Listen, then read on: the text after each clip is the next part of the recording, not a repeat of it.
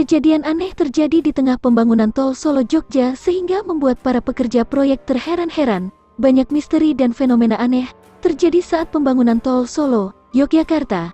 Dari pandangan batin, tim kami dari tim Kisah Tanah Nusantara, di jalur pembangunan tol Solo dan Yogyakarta, memang banyak sekali kerajaan gaib yang dilewati proyek pembangunan jalan tol tersebut.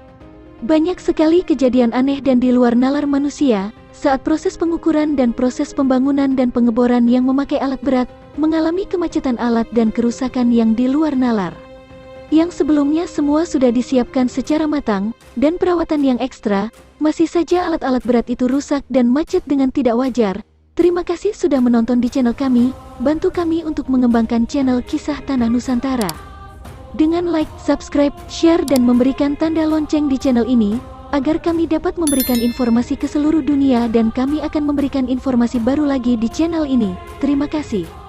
Ceritanya berawal di Dukuh Klinggen, Desa Gowokajen, Kecamatan Sawit, Kabupaten Boyolali. Alat-alat proyek itu mulai dikerahkan untuk memulai proyek saat pengeboran tanah dimulai untuk pondasi jembatan terganjal batu berukuran raksasa yang membuat seperempat alat berat itu rusak. Padahal jelas di nalar alat berat proyek justru harusnya lebih kuat dari batu tersebut. Padahal jika dipandang kasat mata tanah tersebut juga merupakan persawahan umum biasa. Namun ternyata isinya adalah batu-batu berukuran super besar alias raksasa. Informasi dari warga sekitar, pengeboran yang sudah dimulai sejak pertengahan bulan November lalu sampai saat ini belum bisa kelar, ungkap warga sekitar proyek tol itu. Katanya istana makhluk halus tersebut berwujud bongkahan batu besar yang diyakini warga menjadi tempat tinggal jin penunggu kawasan tersebut.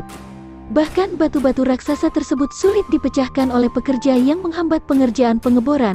Setiap sisi jembatan ada 52 titik yang dibor untuk paku bumi jembatan, namun sudah lebih dari 1 bulan berjalan, baru 16 titik saja.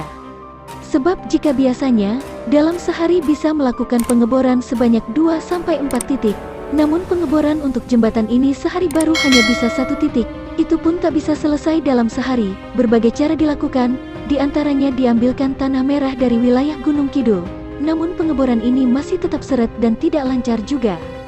Seorang pekerja yang tak ingin disebutkan namanya menyebut, batu berukuran besar mendominasi lokasi pengeboran ini, bahkan setiap pengeboran selalu mendapatkan batu besar dan sulit dipecah, dan justru bila dipaksakan terjadi kemacetan dan errornya sistem alat berat itu sendiri.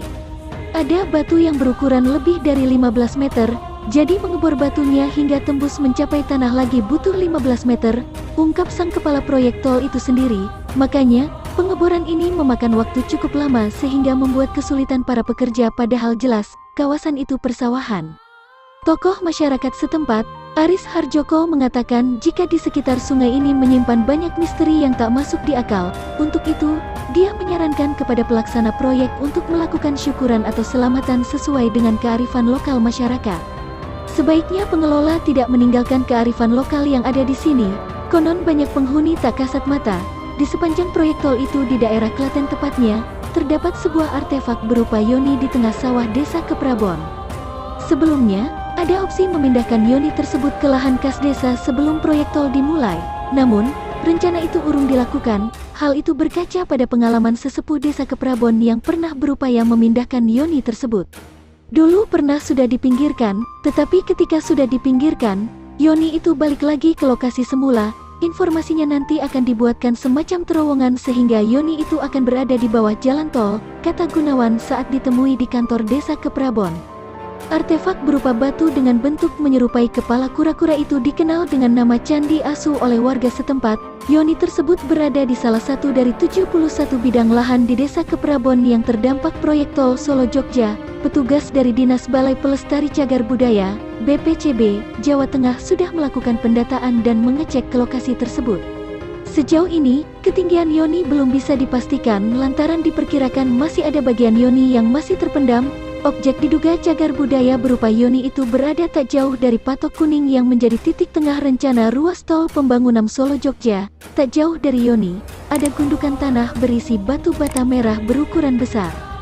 Kepala Bidang Kebudayaan Disparbudpora Klaten, mengatakan sudah ada pembahasan dengan pelaksana proyek Tol Solo Jogja ihwal keberadaan Yoni tersebut. Dari pembahasan kali terakhir, pelaksana proyek bakal melakukan rekayasa teknik agar kawasan terdapat Yoni tetap terlindungi.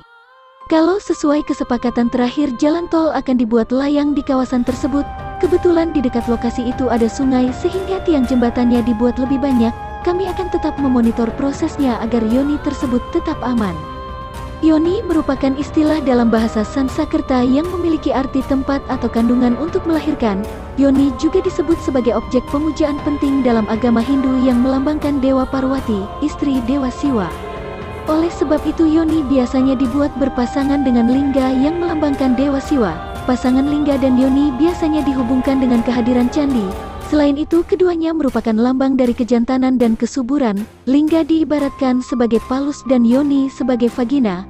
Apabila keduanya menyatu, maka akan terlahir kehidupan. Lingga dimaknai sebagai pilar cahaya, simbol benih dari segala sesuatu yang ada di alam semesta. Dewa Siwa kerap digambarkan sebagai sosok lingga yang mengandung energi penciptaan dan simbol organ maskulin. Namun, energi tersebut akan berfungsi apabila disatukan dengan sakti yang disimbolkan dalam wujud Yoni, simbol organ feminin. Dengan demikian, penyatuan antara lingga sebagai organ maskulin dengan Yoni yang merupakan simbol organ feminin akan menghasilkan energi penciptaan yang merupakan dasar dari semua penciptaan. Makna lingga dan Yoni yang berkaitan dengan simbol seks juga dijelaskan dalam penelitian M. Dwi Cahyo bertajuk Makna dan Fungsi Simbol Seks dalam Ritus Kesuburan Masa Majapahit. Energi sakti yang merupakan simbol Yoni bernama Uma atau Parwati. Dengan demikian, penyatuan lingga dan Yoni dipercaya menghasilkan kekuatan tertinggi. Lingga dan Yoni biasa dipakai dalam ritual pemujaan kepada Dewa Siwa yang dilakukan umat Hindu. Media yang dipakai berbentuk palus atau kelain laki-laki. Air yang dialirkan pada lingga dan kemudian mengalir pada cerat Yoni akan dianggap sebagai air suci dan dapat digunakan untuk ritual keagamaan.